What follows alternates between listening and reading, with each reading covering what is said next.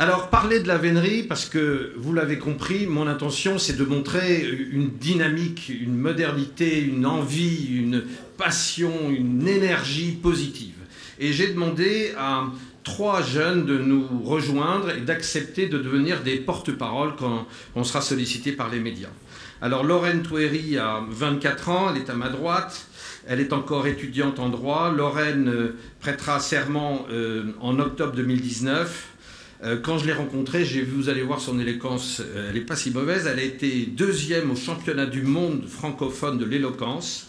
Donc Lorraine, ça va.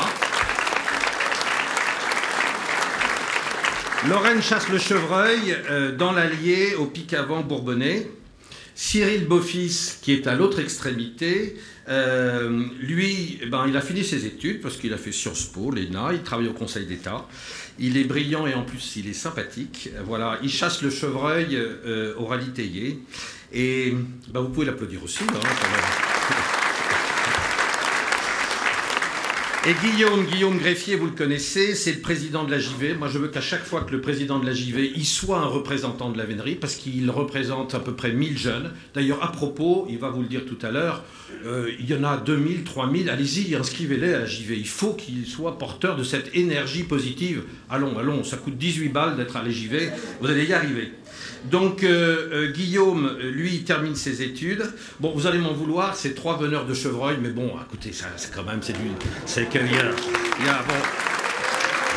Alors, les amis, je voudrais que, et Lorraine, je vais commencer, et que vous répondiez chacun. Dites-nous, d'abord, pourquoi est-ce que vous avez accepté cette mission où vous allez prendre des coups, vous le savez bien. Allez, Lorraine, à toi. Alors, vas-y, Lorraine. Ça fonctionne, c'est bon. Bonjour à tous. Alors, pourquoi accepter la mission de se faire, entre guillemets, le porte-parole de la vénerie française? Parce qu'il y a un mot qui a été martelé, je pense, pendant cette assemblée générale, qui est un mot qui est extrêmement violent, c'est celui de guerre. Alors, évidemment, la guerre a été déclarée. Elle a été déclarée contre quoi? Contre une activité, contre une discipline qui nous est chère, mais surtout, elle a été déclarée contre un mode de vie, contre un certain nombre de valeurs qui sont les nôtres. Et donc dans cette guerre, comme dans toutes les guerres, il y a une mobilisation qui doit se faire.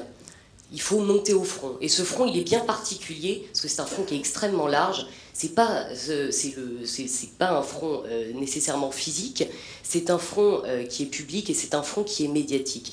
Et à cet égard-là, la mobilisation doit être d'autant plus large.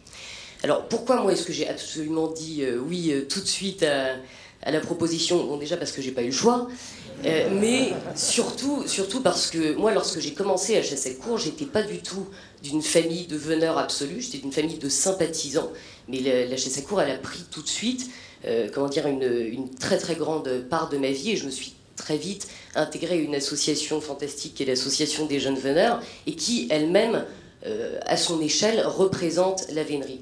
Du coup, je trouvais ça absolument logique de continuer, entre guillemets, cet engagement en m'engageant auprès de la société de vénerie. Et voilà, c'est mon choix, à moi, c'est un choix personnel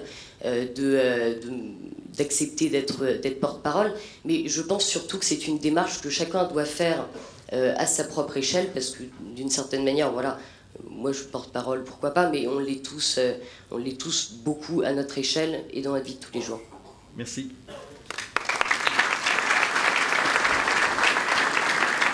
Bon, Guillaume, pourquoi est-ce que tu as accepté ça aussi? Enfin, toi, tu n'avais pas le choix non plus. Hein. Bonjour à tous. Non, pas vraiment. D'abord parce que, je pense comme un grand nombre parmi vous, je suis passionné de vénerie, et j'imagine pas un instant ne pas pouvoir passer mes week-ends d'automne et d'hiver à la chasse en forêt, à cheval, à entendre les chiens chasser, à entendre vibrer les trompes, et passer des moments merveilleux avec tous les veneurs, toutes les personnes qui sont à la chasse, qui suivent. Pour moi, c'est assez inconcevable.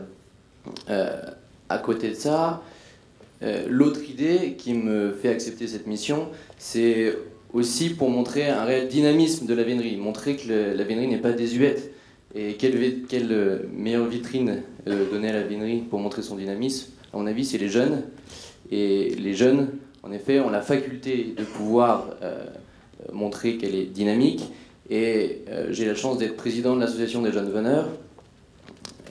j'espère que on est 900, bientôt 900 adhérents. À mon avis, on est bien plus que ça, jeunes veneurs. Je trouve ça assez dommage qu'un grand nombre d'entre eux passent encore à travers les mailles du filet. Donc c'est un petit message aux maîtres d'équipage et aux veneurs. Si vous pouvez simplement faire prendre conscience à vos jeunes que c'est important. Et comme le disait Lorraine, c'est une mission non pas des représentants, enfin non seulement des représentants, mais aussi c'est une mission qui appartient à tout le monde. C'est à tous les veneurs de s'engager. Et l'association des jeunes veneurs a cette faculté et a ce pouvoir de rassembler les jeunes. Et à mon avis, on ne peut pas agir sans être unis, on ne peut pas agir dans le désordre. Donc nous, et moi en tant que président, je m'engage à avancer dans cette mission, à défendre la vénerie coûte que coûte. Mais pour ça, on a besoin de tout le monde. Nous, on va relayer auprès de nos adhérents, mais on est 900 adhérents actuellement, et je pense qu'on peut être beaucoup plus. Et je pense que si on est 1500, 2000, on aura de vraies armes pour prouver les valeurs de la vénerie et se défendre réellement. Merci Guillaume.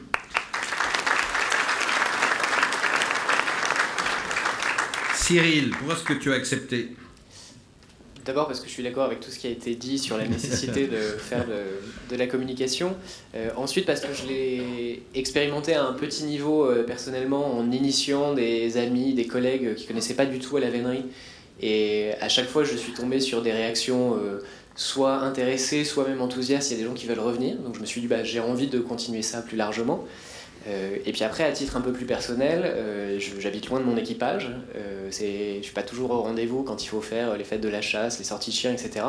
Mais je me suis dit, voilà quelque chose que je peux faire pour aider la vénerie à mon niveau, en étant à Paris. Et c'est une bonne façon de mettre la main à la pâte aussi.